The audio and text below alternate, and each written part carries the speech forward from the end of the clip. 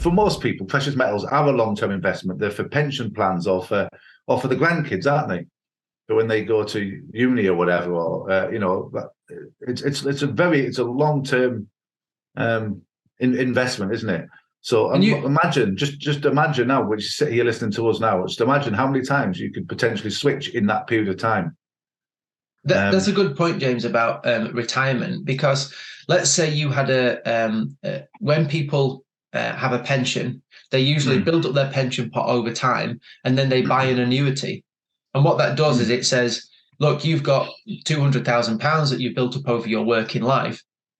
Give a company will say, give us that money. And what we'll do is we'll guarantee you an income of, say, £10,000 a year.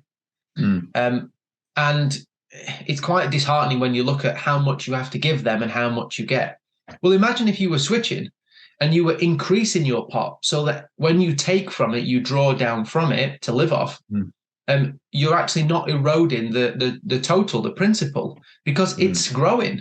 It's growing as you're taking it. So it becomes a very sustainable way to use a retirement kind of plan or retirement account. Because if you do nothing right now with inflation the way it is, losing money every single day. Yeah, inflation is high, and your money is getting worth less and less and less.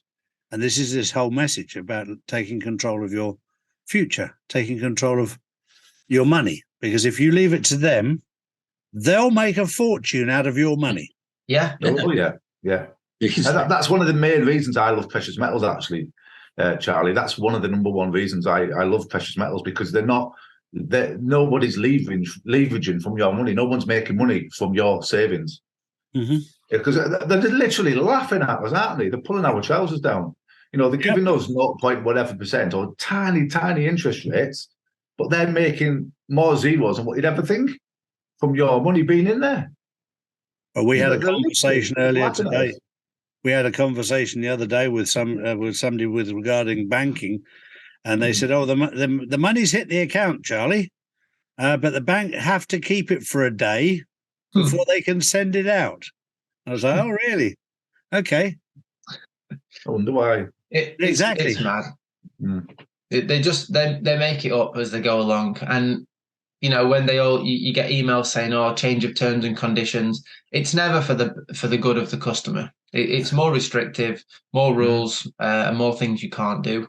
And they hold all the cards. What else are you meant to do? It's difficult. Exactly. Well, the most important thing of this is to take control of your own future. There's a lot of people that will be listening to this that have already started the process of taking control. And I take my hat off to every single person. You've done a good job.